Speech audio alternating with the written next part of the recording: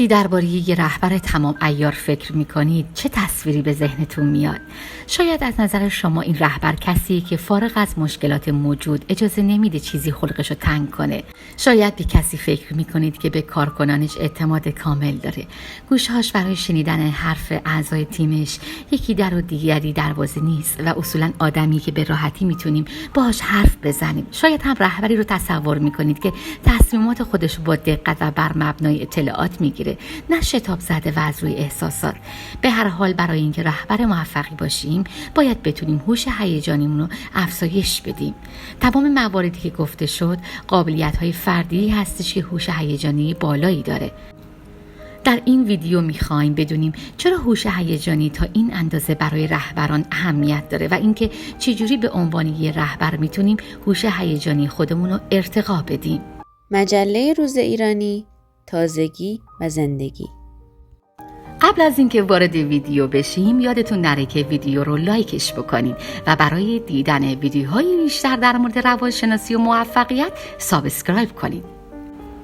هوش هیجانی یا EQ چیه؟ هوش هیجانی قابلیت درک و مدیریت هیجانات و عواطف خودمون و کسانی که تو کنار ما هستن.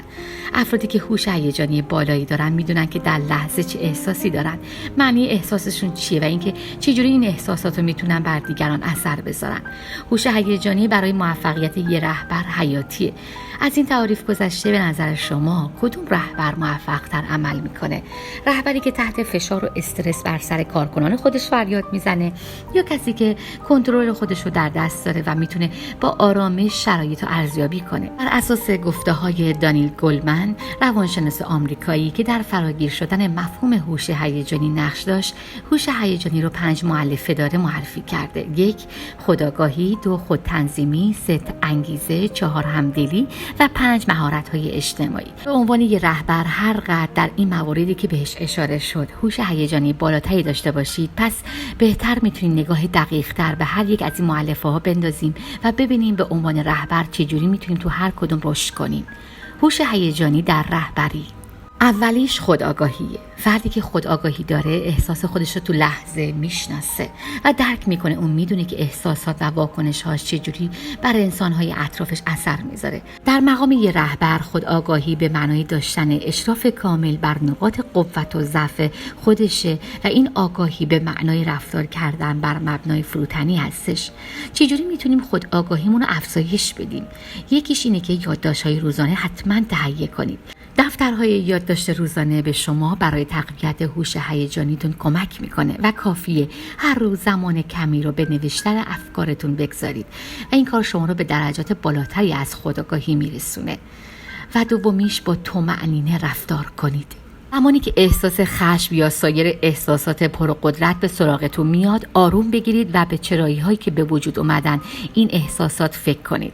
به یاد داشته باشید که فارغ از اینکه پیش آمد چیه همیشه میتونید واکنش خودتون رو به اون پیش آمد شخصا انتخاب کنید. و دومین علتش خودتنظیمی هستش. رهبرانی که به طور مؤثر قادر به تنظیم احساسات و افکار خودشون هستند بسیار کم پیش میاد که با گفتارشون به دیگران حمله کنند، تصمیمات شتاب زده و آنی بگیرن و بر اساس تصورات قالبی دیگران رو قضاوت کنن یا در مورد ارزش‌های خودشون کوتاه بیان. خودتنظیمی در یک کلام یعنی کنترل داشتن بر خودش. بر اساس نظر گلمن این مؤلفه هوش هیجانی میتونه صفات انعطاف پذیری و تعهد رو که لازمی مسئولیت پذیری شخصی مدیره پوشش بده. چطور میتونیم توانایی خودمون رو برای خودتنظیمی افزایش بدیم؟ یکیش اینه که ارزش‌های خودمون رو بشناسیم. آیا ایده روشنی دارید از اینکه کجا از ارزش‌های خودمون کوتاه نمی‌خوایم بیایم؟ میدونید چه ارزش‌هایی براتون در درجه اول اهمیت داره؟ زمانی رو برای بررسی کدهای اخلاقی و ارزشی خودتون کنار بذارید.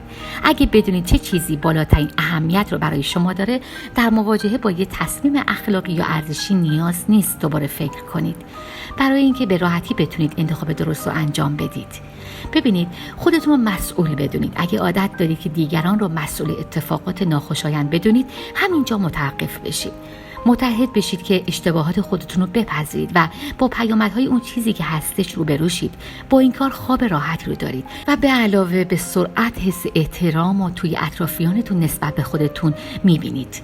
و اینکه آرام بودن رو حتما تمرین کنید. دفعه بعد که در موقعیت چالش برانگیزی قرار گرفتید، خیلی آگاهانه به رفتار خودتون دقت کنید. آیا استرس خودتون رو با فریاد زدن بر سر کسی خالی میکنید؟ جای این کار میتونید از تنفس عمیق یا ورزش برای آرام کردن خودتون بهره ببرید و همچنین میتونید تمام چیزهای منفی که میخواین بگین رو روی کاغذ بنویسید و اونو پاره کنید و بعدش دور بندازید.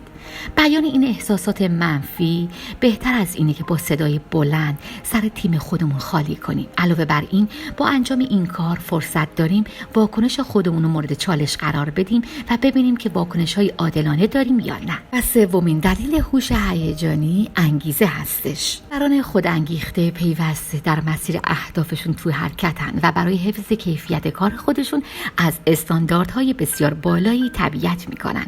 چجوری میتونیم انگیزه خودمون رو بالا ببریم؟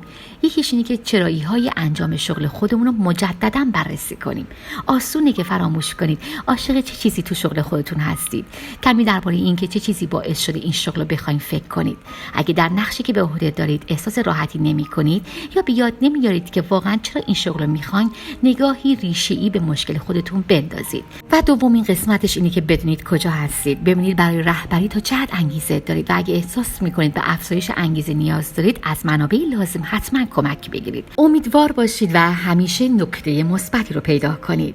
هر زمان که با شکست یا چالش مواجه شدید، سعی کنید حداقل یه نکته مثبت توی موقعیت خودتون پیدا کنید. و چهارمین دلیل همدلی هستش. دل یه خصوصیت حیاتی برای رهبر در راستای مدیریت یه تیم یا سازمان موفقه.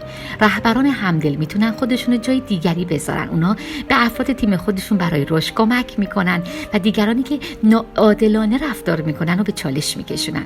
بازخوردهای سازنده میدن بهشون و به کسایی که نیاز به شنیده شدن دارن حتما گوش میکنن.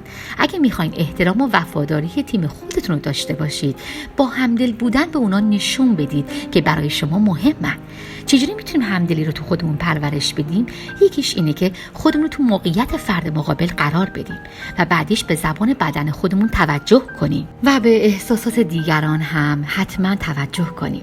از دستیار خودتون بخواین که بار دیگه تا دیر وقت کار کنه و با اینکه اون موافقت میکنه میتونین ناامیدی رو در صدای اون حس کنین.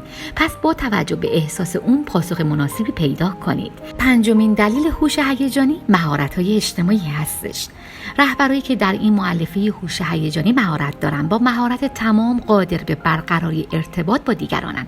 اونا به همون اندازه که برای شنیدن خبرهای خوب آماده هستن، پذیرای خبرهای بدم هستن. در نتیجه حمایت دیگران رو جلب میکنن، متخصصن و قادرن دیگران رو برای دستیابی به هدف یا رسالتی نو انتخاب کنن. و سخن پایانی، به عنوان یه رهبر میتونید به راحتی با قدردانی از تیم خودتون وفاداری اونها رو افزایش بدید. یادگیری این که چجوری قدردان دیگران باشیم یه هنر ظریفه، اما واقعا ارزش اینو داره که در راه آموختن اون تلاش کنیم. خب رسیدیم به انتهای ویدیو. نظراتتون برای ما تو کامنت ها بنویسید و اگه از این ویدیو هم خوشتون اومد حتما لایکش کنید و برای دیدن ویدیوهای بیشتر شبیه به این سابسکرایب کنید.